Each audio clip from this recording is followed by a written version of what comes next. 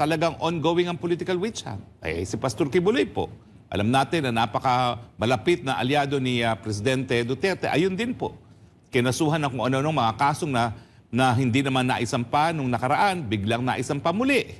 O, di ba nakikita nyo naman yan? Kasi nga po, si Pastor Kibuloy, hindi lang napaka malapit na kaalyado ni Presidente Duterte, meron ding telebisyon na naging boses ng ating dating presidente na tinanggalan ng prangkisa. Ng araw at nagbabalik po tayo para sa ating panibagong update. Tinawag na political witch hunt ni Atty. Harry Roque itong si Ontiveros. Dahil lahat po ng mga Duterte at the same time, ang mga kaalyado ay pinag-iinitan at sinisiraan po ni Ontiveros. Isa nga po dito ay itong si Atty. Harry Roque na pilit kinokonek sa isyu ng Pogo. Abay, pati umano itong pugante ay gusto nilang aminin ni Atty. Harry Roque na may connection ito. Ha? Kaya nga naman, political witch hunt na ang tawag sa kanya ni Atty. Harry Roque, mga kababayan. Drug daw, trading ang ginagawa ni Pulong at ni Mans Carpio, no, na anak ni FPRRD at yung isa naman, asawa ni BP Sara. Grabe yung mga paninira sa akin. No? Pilit na dinidikit tayo sa Pogo, pati yung pugante na nahuli doon sa isang pinapaupahang bahay, sinasabi related sa Pogo. Abay, wala naman sinasabi pa ang PAO, kung hindi, iimbestigahan. At ako naman talaga nagsabi, welcome pong investigasyon ng mga kalaman nyo na wala talaga kaming kinalaman na pugante yan. Alam mo, tatapatin ko kayo. Malapit kasi ako sa mga Chino. Kaya nga tinatawag nila akong Harimau. Bakit naman ako papayag na isang pugante sa China ay matitira doon isang bahay na may interes ako? Eh, syempre, hindi naman ako papayag sa ganun, no? Kaya nga po, pwede ba, maging consistent tayo sa ating mga narratives. At saka yung krimen na harboring a fugitive, dapat po alam mo na siya ay pugante. Eh ako naman po, nagpaupa lang. Hindi pa nga yung nahuli pinaupahan ko, no? Yung korporasyon namin, no? Ay hindi naman po talaga yan, nalaman na merong pugante doon sa bahay, babaeng umupa, o ano ba naman yan, di ba? Pero pilit pong dinadawit ang pangalan natin sa mga Pogo kasi nga po, dinidemonize nila yung Pogo at ang sinasabi nga ni Senator Risa Ontiveros ay mga illegal na Pogo dumami umusbong sa panahon daw ni Presidente Duterte. Sabi ko na nga mga kababayan po natin, lahat talaga ay kinoconnect na itong si Ontiveros. Ngunit wala siya dito mapapala, mga kababayan. Dahil po, ang mga Pilipino ay alam na po ang kanilang strategiya. Ang strategiya nila kapag nalalapit na yung eleksyon ay sirain ang sirain itong mga Duterte. Pero kabaliktaran po yung nangyayari, mga kababayan po natin. Dahil tamimi po siya, no? Sinampulan po siya ni Atty. Harry Roque kung paano mapahiya at tila ba blanco dahil wala itong kaalam-alam. Imagine mo, tinuruan pa nga siya ng Senate trolls ni Atty. Harry Roque. At alam mo na, dahil sila po ay mga senador, sitting senator po sila, abay binantaan pa na umano i-contempt itong si Atty. Harry Roque. Eh, syempre si Atty. Harry Roque, napaka-diplomatic naman ito. Kaya kumalma na lang siya. Pakikisama na lang, kay Win Gatchalian. Alam natin, si Win Gatchalian, itong si Ontiveros ay talagang dikit. Ngunit sadya nakakalungkot lang dahil ang kanilang resource person, ang kanilang inimbita na bisita para magsalita at para malaman kung ano nga ba ang totoo sa Pogo, particularly po sa sinasabi nilang pugante na nagrenta po sa bahay ni Atty. Harry Roque. Paano yan? Paano malaman ang katotohanan? Pinipigilan nilang magsalita. Itong si Atty. Harry Roque. Explanation naman po dyan malinaw, sabi ni Chairman Domingo. No? Bagamat 10% lang yan sa kita ng PAGCOR, kasi nagsimula na yan ng 2007 pa. At kinailangan ma-regulate na yan. No? Kasi nagsimula yan sa Cagayan Economic Zone, tapos pinayagan na yung mga Pogo mag-operate miski sa labas ng teritoryo ng SEZA. Kaya, kesa naman na walang kita ang gobyerno at para masigurado na walang illegal na nangyayari, nag-decision sila na i-regulate. Pero lahat po ng mga nababasa nating mga krimen na nangyayari sa Pogo, hindi naman po yan nangyari sa panahon ni Duterte. Nangyari po yan ngayon sa panahon ni Marcos Jr. Bakit nyo isisisi doon sa naunang administrasyon? Siguro nung naunang administrasyon, mas magaling ang kanilang supervision and surveillance. Iyon, tugma mga kababayan po natin, tumpak at tugma na naman itong sinasabi ni Atty. Harry Roque. Kasi questionable talaga. Bakit ngayon sa administrasyon po ni Bongbong Marcos nagkaroon ng mga illegal na Pogo operator? So bakit kay PRRD? Bakit lahat sila ay legal? Bakit lahat sila sumusunod sa tamang proseso? Bakit ngayon hindi? So, yan ang dapat nilang imbestigahan. Ano ang problema sa administrasyong ito? O sadyang talamak lang talaga yung korupsyon, talamak lang talaga itong mga protector ng illegal na pugo na nakaupo ngayon sa ating gobyerno. O malay natin, pilit nilang pinagtatakpan, pilit nilang gagamitin itong si Atty. Harry Roque, kukunin kay PRRD. Pero baka mamaya ma-find out natin na sila pala, di ba? Mamaya ma-find out natin na sila pala ay tunay na protector ng pugo. Kasi kung talagang gusto nilang tanggalin itong animal na pugo operation na ito, dahil sinasabi nilang illegal, bakit ngayon nag-create na naman sila ng another brand name, which is IGL, itong Internet Gaming Licenses. So pareho lang naman, parehong sugal. Di ba? Bakit hindi nilang nila tanggalin pareho? Pati yung Bingo Plus, total sugal din naman yan. Tanggalin po nila. Kesa ngayon. Now, ano pa ba ang pruweba na talagang ongoing ang political witch hunt? Si Pastor Kibuloy po. Tama. Alam natin na napaka-malapit na aliado ni Presidente Duterte. Ayun din po. Kinasuhan na kung ano-anong mga kasong na hindi naman naisampa nung nakaraan, biglang naisampa muli. Di ba nakikita nyo naman yan? Kasi nga po, si Pastor Kibuloy, hindi lang napaka-malapit na kaalyado ni Presidente Duterte, meron ding telebisyon na naging boses ng ating dating presidente na tinanggalan ng prangkisa. Di ba malinaw na parang martial law na po ang nangyayari. Kaya lang, hindi nila inaamin ng paghahabol nila dito sa pamilyang Duterte at sa akin, ng mga kanilang alyado, ay politically motivated. Kaya ang ginagamit nila, ordinaryong mga krimen. At syempre, ang pinakamalaking ebidensya na talagang panahon na po ng political witch hunt yung pagbalentong na administrasyon pagdating sa kooperasyon ng ICC. Naalala nyo mga partners, hanapin nga natin yung footage na sabi ni Secretary Remulla, aarestuhin ko ang kahit sinong taga-ICC na pumasok sa bansa. Naalala nyo yun? O ngayon, anong sabi? Hindi kami magiging hadlang kung ipapaaresto ng Interpol si Presidente Duterte. Iba na. Nagbalintong na. Bakit nagbalentok? Pati si Maynard, si Solgen, na naging DOJ Secretary ni Presidente. Hindi namin hahadlagan, hindi rin namin tutulungan. Ano na nangyari doon sa sinabi ng Presidente na ang pagpasok ng ICC ay magiging labag sa ating soberenya at jurisdiksyon bilang isang malayang bansa? Wala pong pagkakaiba doon sa hahayaan natin, hindi tutulungan. Ang importante po dyan, kung talagang paninindigan natin ang soberenya at jurisdiksyon, hindi natin papayagan gaya ng naunang deklarasyon ni Secretary Remulla. So, ang problema kasi ngayon, mga kababayan po natin, alam natin na medyo nalalapit na po yung kanilang pagwawakas. Kaya gagamit po sila ng mga strategies para mapigilan po ito. At alam mo na, kahit ano talaga ay gagawin nila po yan para manatili lang sila sa pwesto.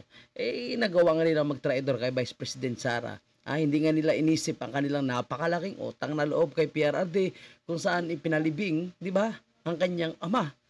So yan, napakalaking utang na loob. At syempre, ang isa diyan sa pinakautang na loob kung bakit sila nakaupo ngayon sa pwesto bilang presidente nga itong si Marcos Jr. ay itong pagpaliban sa pagtakbo ni Vice President Sara na presidente noong 2022. At ibinigay mo na sa kanya ang pagkakataon. Dahil nakiusap po itong si Senator Amy Marcos. So bakit ngayon ganito na sila patambling-tambling?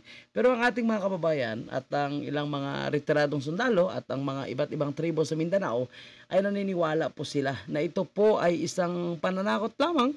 Ngunit naniniwala sila na hindi kayang ipadampot ng ating gobyerno itong si PRRD. At kung darating man umano ang pagkakataon, hindi nila masabi kung ano ang pwedeng mangyari kung i-impose po nila yung pag-aaresto kay PRRD. Naku po, nakakatakot itong pagkakataon kung sakaling mangyari po ang masamang plano nitong ICC with cooperation ng gobyerno ng Pilipinas. Diba po? So ewan ko, sana hanapin natin yung footage natin. No? So yan po ngayon ang nangyayari sa ating bayan. Bangayanas sa politika. Well, naintindihan ko naman kasi ang ating dating presidente naman sinabing drug addict itong si PBBM Jr. Ang problema lang naman po ay hindi kasi sumasagot ang PBBM Jr. Sumagot siya, pasinungalingan niya, magpa-hair follicle test siya, Yun, edi tapos na, we can move on. Pero bakit ayaw? Meron bang tinatago? Yan ang iniisip ng marami ngayon. Baka may tinatago, kaya ayaw. O, di ba po? Otherwise, tapos na yan. Pwede na talaga tayong sarado ang yugto dun sa issue kung siya ay drug user, kung siya po ay magpapa-drug test. Ayan. So, yan ang po yung pinaka-solusyon dyan. Diba? Lahat naman ay naghahamon. Hindi lang po itong si Atty. Harry Roque. Mostly po yung ating mga ordinaryong Pilipino ay naghahamon. Kahit yung kanyang mga supporter ay sinasabing magpa-hair follicle drug test na ito para malaman ang katotohanan at mawakas na ang issue ito. Alam nyo naman, kahit si Sandro Marcos po, mga kababayan, ay hindi po dinideny itong allegation laban sa kanyang ama. Ang asawa na si Lisa Marcos ay hindi rin po dinideny. Lalong-lalo naman po yung kapatid na si Senator Amy Marcos. So bakit hindi dinideny? Diba? So bakit hindi dinideny? Anong ibig sabihin yan? Diba? Si President Marcos, hindi rin po dinideny. Tinatawanan niya lang, tinawag lang na professional liar itong si Jonathan Morales. Pero ngayong lumabas po itong si Miss Cathy Binag, ano naman ngayon ang kanyang sasabihin? Diba? Kasi si Miss Cathy Binag, naku po, napakaraming alam, mga kababayan.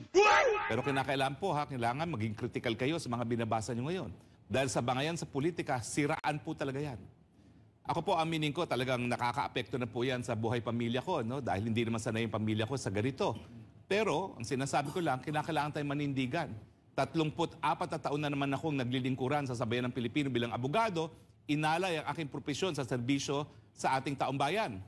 So kahit anong paninira nila, ako po'y naniniwala na hindi naman kayo magpapadala sa kanilang mga taktika para siraan ang ating pagkatao dahil lamang kaalyado rin tayo ni Presidente Duterte at kung ako ay madidiin nila sa Pogo, ang akala nila, madidiin nila ang Presidente. Unang-una, legal po yung mga Pogo ng panahon doon. So sabihin natin totoo, ano naman ngayon? Sabihin natin totoo. Pero bakit naman ako magdedeklara na naging abogado ko sa isang kliyente na hindi ko man lang nakita o nakausap?